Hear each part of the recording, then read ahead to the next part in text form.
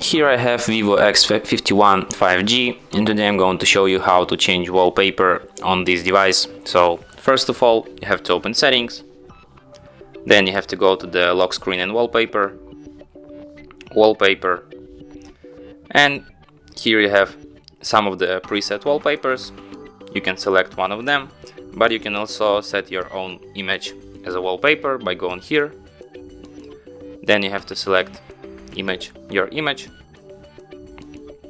adjust it here,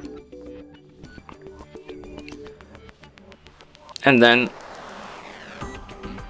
you have to select if you want to set it on home screen, on lock screen, or on both, and then tap here to confirm it.